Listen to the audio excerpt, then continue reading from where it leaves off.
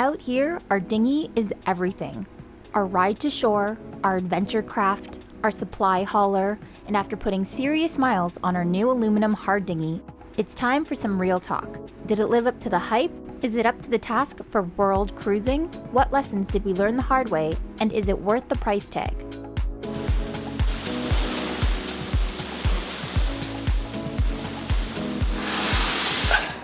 Beauty. Sweet. All right, guys, welcome back to this week's episode where we're going to be doing a sweet dinghy review On our GoDu 8.5 foot all aluminum dinghy that we have gone on and on about since pretty much the time we got it back in Virginia a few months ago. Yeah, we've been raving about this thing, so we figured it was due time to give it a proper review and just go through everything that we found out about it. We've been using it now religiously, like up to 10 nautical miles a day, especially when we were in St. Martin. So we've learned a lot about the dinghy, gotten very familiar with it, and want to share all about it with you guys. Yeah, so let's dive into it. So this is the GoDu 8.5 foot max. This is, I guess, the top tier of the 3 different versions that they have. So we have both the bow locker and the flat floor, which is really nice. It's 8.5 feet long, 5 feet wide, and with the floor and the bow locker, weighs about 164 pounds.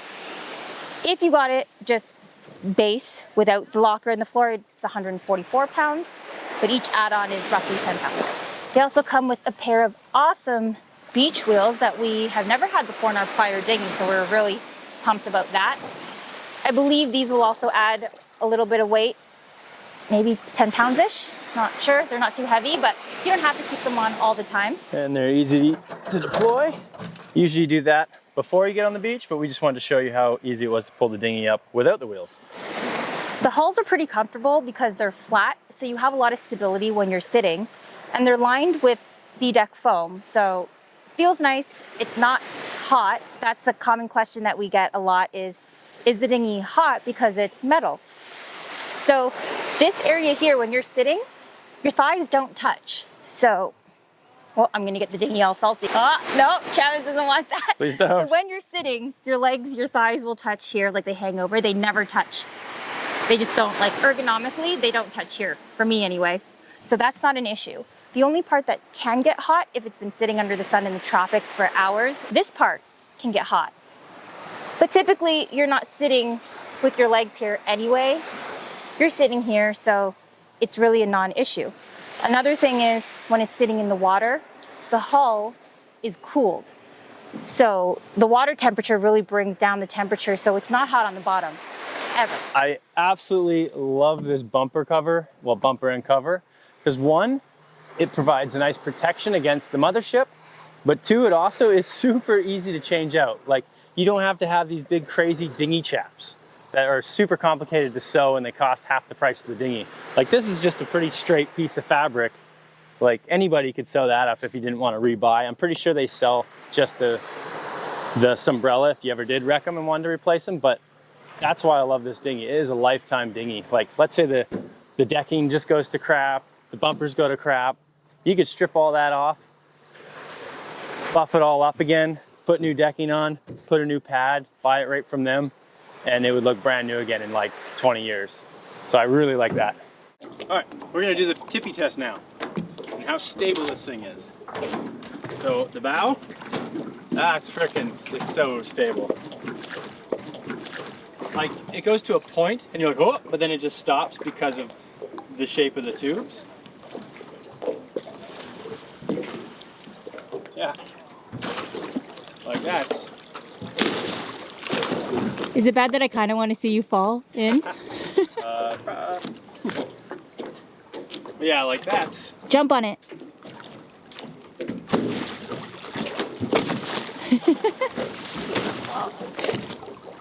That's stable. We would have flipped our other dinghy for sure. You're not having a balance on a tube. It's just a flat, totally flat surface. Stepping on and off. Soft on the feet. Soft and comfortable on the feet. Another thing that we very much enjoy about the flat tubes on top is that it is very easy to climb in and out of the dinghy when you're in the water. So, you know, when we're snorkeling, because some dinghies have got some huge tubes, like some of our buddy boats that we've gone out snorkeling with. They've got these massive round inflatable tubes, and it's so hard to jump back onto the dinghy, especially if you've got dive weights on. So we're going to show you how easy it is to climb into the dinghy. No need of any ladders or anything like that. This drag line, I can climb in from anywhere instead of looking for one specific handle located, you know, maybe here or maybe one's back there. I can pick any point on the boat. Oh, that goes for riding in the dinghy too. You've got handholds across the entire dinghy, no matter where you're seated.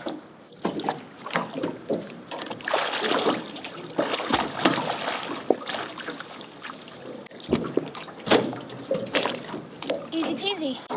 So I feel like it's a lot easier to climb up because of those handholds across any point on the dinghy.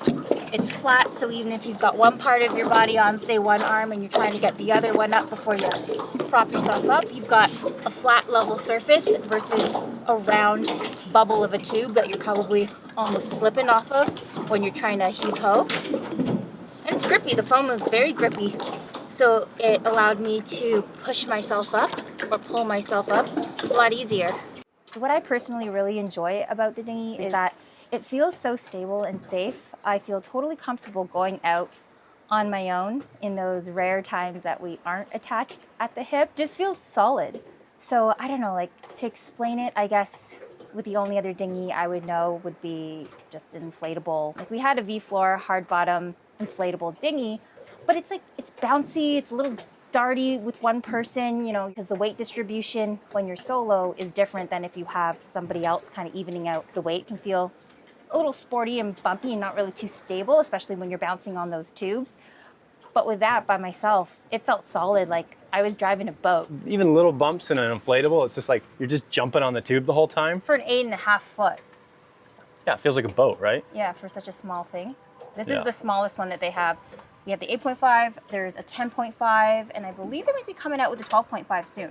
But yeah, for now, the 8.5 and the 10.5. We personally think the 8.5 is perfect for the two of us. We're able to get all our things and everything with the anchor locker and the flat floor that opens up all that space that we mentioned earlier. Yeah, because we're world cruising. We're trying to find a dinghy that can get us anywhere ashore, be versatile anywhere in the world. Like, I think a 10.5 or a 12.5 for just you and I would be overly cumbersome. And this is like a perfect medium for us. So one thing we don't particularly like, or I guess we're a little bit paranoid of, is the dinghy hitting anything, like our boat, someone else's boat, if we're going up to somebody's boat for sundowners, because it's a hard dinghy. So I mean, an inflatable, rubber, it's not gonna ding up somebody's boat if you give it a little love tap. But for us, if it hits anywhere other than those black bumpers, it might not be too pretty or leave a beauty mark on a hull. If it was flat calm like it is now, no worries, the bumper's gonna do its job, but that is one thing that you just have to be mindful of. What we found is the top side of this dinghy, that if your boat goes under and the top side of the dinghy comes up and gives the side of the transom a whack, you hear it. We're just concerned when we roll up to other people's boats. That's why we have fenders for this dinghy too, so we could put it on the top if we were overly cautious about it. But that's just one thing to be aware about with this dinghy. Adjustment from having something with these big bumper tubes. Yeah, which your other dinghy is literally just a big fender. That's one big adjustment, but other than that, it's not a downfall at all. The dinghy outweighs that completely. Because it's really stable, it also tows behind our mothership really nicely. Like, it's not gonna flip or anything. It just acts like a normal boat behind the mothership. So I really like that aspect about it as well. All right, now let's talk performance of this dinghy. So we have a 9.8 two-stroke on this thing, and we had a 9.8 four-stroke, but for our reasons, we hoisted up on deck and we just wanted the lightest possible motor. We do kind of think a 9.8 is a little underpowered, but we've come up with a trick that has made our lives significantly better, and we're gonna show you them and give you the comparisons. Yeah, so for the length of this dinghy being 8.5 feet, I believe for it to be Coast Guard approved, you can only have a 10 horsepower or under, like they can't recommend anything higher. But we do know that this dinghy would love a 15 horsepower.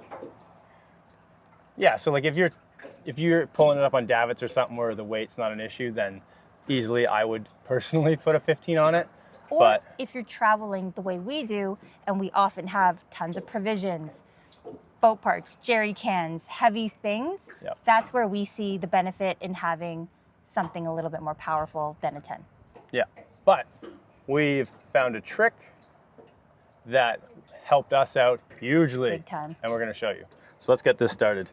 So right now, this is a stock 9.8 two-stroke, and we've got a full fuel can, anchor, chain, bunch of rode. We've got a fender, a paddle. Let's go.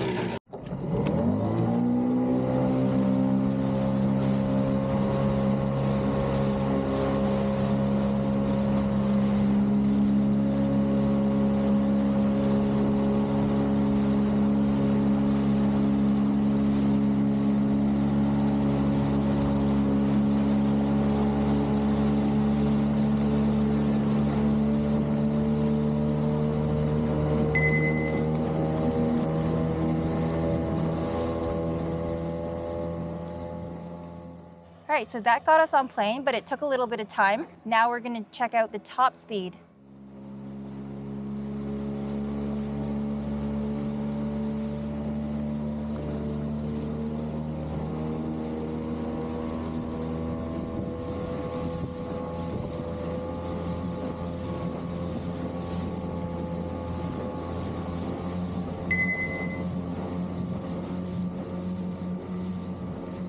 You can see there is a huge lag to get out on hole shot, and we struggled for quite a while, and we couldn't understand why our 4-stroke was outperforming our 2-stroke, even though it was a lot lighter, or this motor is a lot lighter, until we tried a couple things. So first we tried the wings. We tried those guys. They helped maybe 30% more efficient on getting us on a plane. But still, if we put anything more in this dinghy, like I'm talking a carton of eggs and 2 pineapples, would you say? I think it's because his weight and my weight, plus the weight of the dinghy, we were on the tipping point. Like we were right at the end. So literally a jug of milk would send us over to the point where we could not get on a plane. And we were just so baffled because a jug of milk. But it must be just the fact that we're at the very, very end of the scale, tipping it right over. So. Yeah, and that's why we think a 15 would be perfect if you're looking for a bunch of extra power.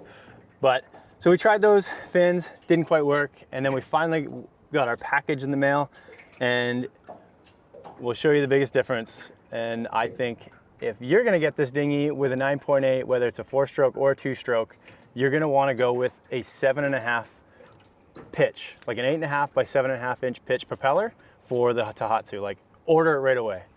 So that's what we realized after the fact, because we were baffled. Why does the heavier 4-stroke 9.8 outperform the lighter 2-stroke 9.8? We were like, what the heck? We didn't realize that back when we were in Europe, we had to replace our prop. And when we looked at our past orders online, we noticed that the prop that we repropped our 4-stroke with was not a stock prop. It was a different size. So we figured that that must have been the factor that helped the 4-stroke perform so much better than the stock 2-stroke. Yeah, it literally said previously purchased on our Amazon cart, and the light bulb just went off like, ding! Yeah. That's why our 4-stroke felt better. So we were super eager to get this prop in when we were in St. Martin, and that was the last package we were running to get so that we could take the weather window to get here. It sucks it arrived literally, a few hours before we were departing St. Martin, where we did all of the dinghying every single day. Like, we could have really used it there when we were provisioning, but that's kind of how things go sometimes.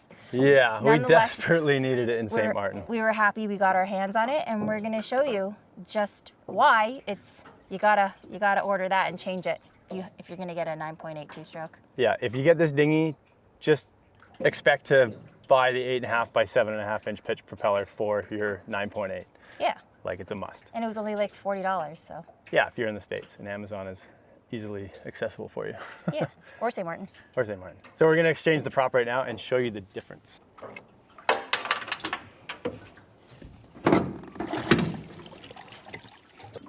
Oops.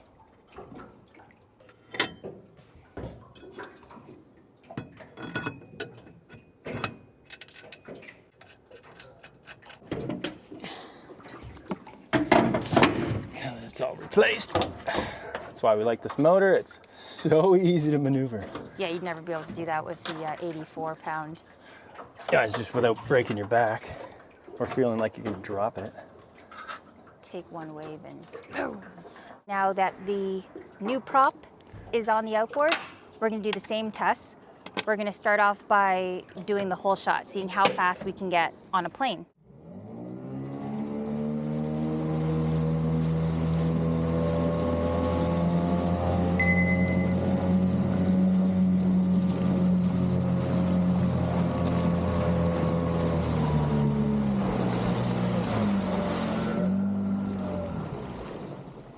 That was instant, so fast. Yeah, I'm pretty sure you'll be able to tell how quick it whole shots. Because this dinghy, it's a really deep V bottom, which is really nice because it takes waves real nice. Like it's very smooth through chop. Just like a good. Yeah, it just cuts right through them. But if you can't get the bow up and out, it just wants to plow, and that's why with the stock prop, it just plows, and eventually gets you out when it's just you and I. But once you add a little bit of weight, we're Forget screwed. about Yeah. it. So It's just salty, wet dinghy ride, and Travis is all sorts of grouchy when he's all salty and wet driving home. So wherever we've got to go. yeah, I actually had some pretty angry moments when we'd have like nothing in the dinghy, and now we can't get on plane, and the waves are just blasting over the bow. Well, especially when we're in St. Martin, because it'd be like 3 nautical mile dinghy ride one way, and we'd just be getting soaked with the waves, and all our stuff was getting wet if we had anything in there. So I even dropped her off twice on the French side, and she would walk to the dinghy dock. Like we were in the lagoon, I dropped her off the French side. She would walk to where the dinghy dock is, just so I could get on a plane, rip to the main boat, drop our stuff, and then go pick her up. That's how bad it was. yeah, it was just more efficient that way. Yeah. So let's do the speed test now.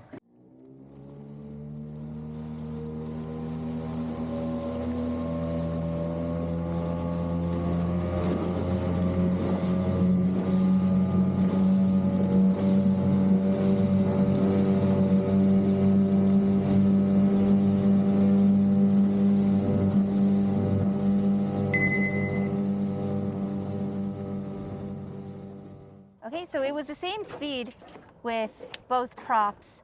And today was a good day to do it because it's very calm, there's very minimal sea state. So we got a pretty good reading, I would say, for both, like to compare. Yeah, because usually when you reprop to a lesser number of the pitch, you lose top end. So there's a bit of an argument now. We don't have a tachometer on the engine, and usually you want to prop your engine to run at maximum RPM to keep it in that good range. So right now we don't know anything about that. We're over RPMing it right now, but definitely with the other prop, we were well under RPMing it. When we get back to somewhere we can get Amazon, we're gonna get a tachometer and really make sure that we are running it as it should. But it's just so much better with that prop. Yeah, the whole shot was a night and day difference. Our top speed wasn't, but as you said, we're kind of just running it like 1 for 1 with what we've got. It's that whole shot. It just gets you up and going. Oh yeah, the ability to plane is the biggest thing. Now we're gonna do a weight test. We know with the other prop that we just changed out, the original, we could not put any more weight in this dinghy than there is.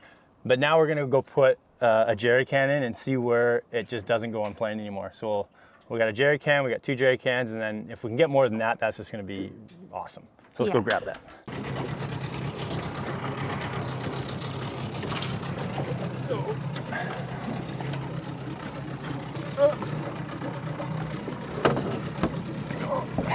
So I think each one of these full are like 35 to 40 pounds maybe? Whatever 5 gallons is. Let's just say with the original prop, that was a no-go ever. We would be putting back home. So let's see.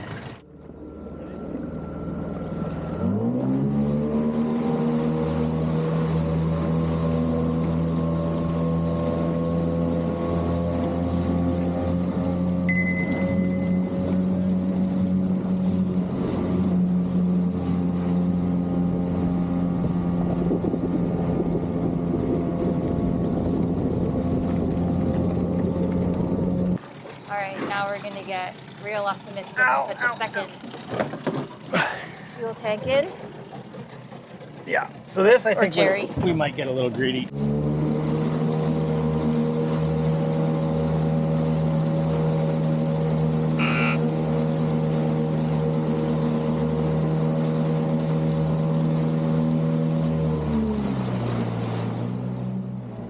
Got a little greedy on that one.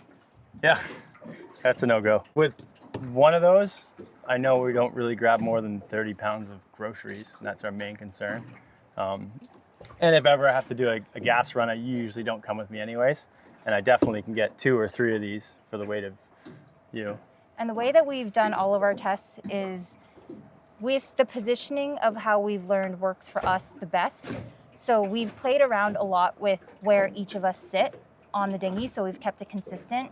Travis normally drives, he knows where he sits on that part of the hull. I always sit on the port side, and I sit right at this crease sort of area is where my butt goes, and we know that's where we should get on a plane the most effectively. Yeah, you're always kind of weight distributing, like your weight through the dinghy to like See what works. See what works or doesn't. With your weight, my weight, the weight of the outboard, all of that. We got so frustrated with not being able to go on a plane with this being a brand new outboard that we went so far as to think that we might have gotten a lemon, because we've heard that sometimes that is a thing. I think some of you guys shared that with us in the comments when we posted a video about the new outboard.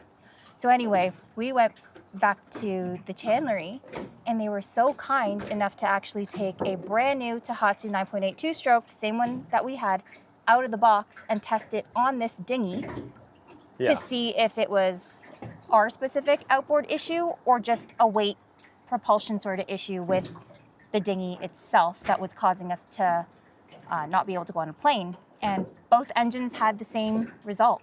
So, yeah, well, like mad thanks to Budget for doing that. That's not a typical thing to do. But we were just mind blown because when we first had the engine, we were still breaking it in. We did one run and we were getting like 32 kilometers an hour. We're like, whoa, this thing rips. If you look back at that video, but right after that break-in period, like we never had any weight in the dinghy at that point. It was light. So I guess that was it. But the moment we put an anchor in there and then anything, it just went. So, and with it being brand new, we were just a little frustrated with that, right? Kind of like, oh, did we mess up in getting what we thought was going to be a lighter dinghy and in essence faster and lighter motor. Lighter motor. So, yeah. Yeah, just the numbers weren't making sense to me because I was like, we're almost 30 pounds lighter on a motor, but now we can't put 5 pounds in this dinghy. And then literally the moment we were like, we're going to reprop it and we seen the previously purchased, it was just like, oh my God. Oh, I can't wait. I can't wait to get that prop to see if it is the problem, and it definitely was. So, pumped on that. So now it's back to super awesome with the two-stroke and the dinghy. It's only 210 pounds. Not like that's just dry weight, not gas can and whatever else you throw in the anchor locker. And then plus our weights. And then plus our weights. But if you're just thinking of lifting it, 200 pounds isn't much at all. If you want that sort of weight, you have to reprop it. But if you want to put on a 15 two-stroke, I think they're about 100 pounds right there, like the engine itself.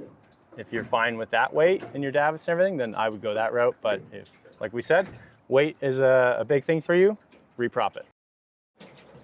I'm sure if some of you have come across us in person and have asked us how this dinghy is, we just rave on and on about it. Hopefully this video has shown you guys why we love it so much. We let people test drive it if they want, because it's just like, try this thing, it's so awesome. How did you guys like the ride on that? Oh, this is amazing. Man, it's amazing. It's so Actually, different. It feels oh, like yeah? now because this is indestructible, yeah.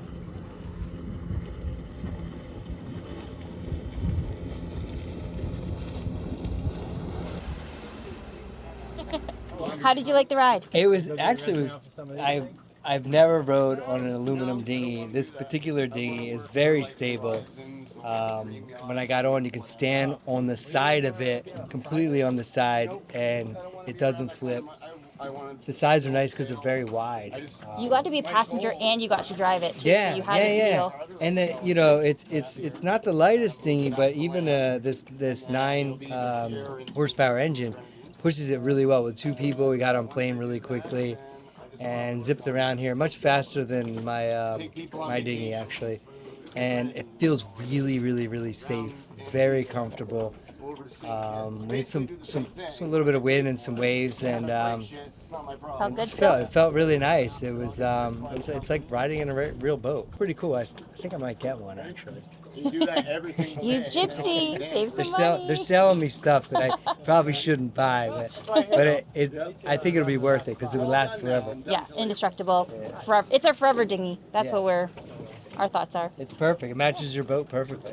If you've been following us already, you know where we're heading. And if you are new to our channel, thanks for watching. Please subscribe. But we're going to be heading to some pretty cool remote areas. And our main destination after we leave the tropics is Greenland. Yeah. And Iceland and the Faroes. We're going to be doing the old Viking route over to Europe. And I think that's where this dinghy is going to be invaluable.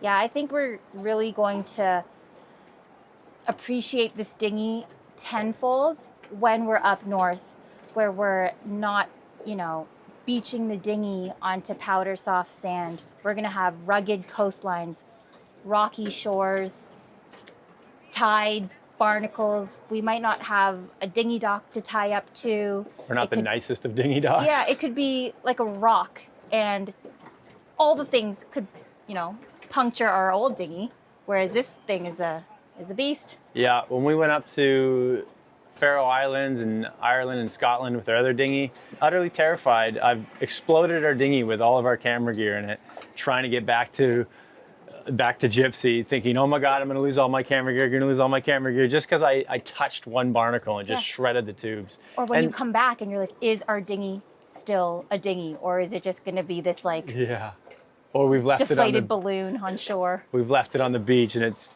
been totally trashed, and you're just like, oh. And then you can't get to shore for the next 3 days because you're waiting for the dinghy patch glue to cure. Yeah. It's not fun. So yeah, I think we're really gonna love it even more. Yeah. In the next couple of months. It's truly a world cruising dinghy. Yeah. Like, I wouldn't even think about any other dinghy in my opinion, just because, why have something that could let you down at some point? If you are in the market for a new dinghy, considering a hard dinghy, whether it be aluminum or just a hard dinghy in general, check out GoDu. They're a newer company, so I don't know that there's too much information on it, but we have used this thing so hard and love it so much that we feel everybody should know about it. Yeah, literally, that's why we're making this video. We want to push this dinghy out there as much as we can, because it's nice when a product comes to this industry that is actually good. Yes, and because you might be thinking, I want to get a new dinghy, but I might not, it's newer, I haven't heard too much about it. We tried it, we saw it, we loved it, we tried it. It's awesome. We can testify 100% on this dinghy, on just being awesome. Yeah, and they're made in Florida. GoDuAdventure.com. Use Jibsea to save yourself some money, and we hope you found this video helpful, entertaining, or both. Yep. Hit subscribe if you haven't already. Leave us a comment. That helps us out, helps our algorithm, helps our channel grow. And we really appreciate it, and we definitely appreciate everyone who watches and everyone who comments and subscribes. Our patrons, especially for supporting the content that we're sharing. So yeah, we'll see you next week in our next video. Yeah. Bye. See you for now. Why are our byes always so awkward? Because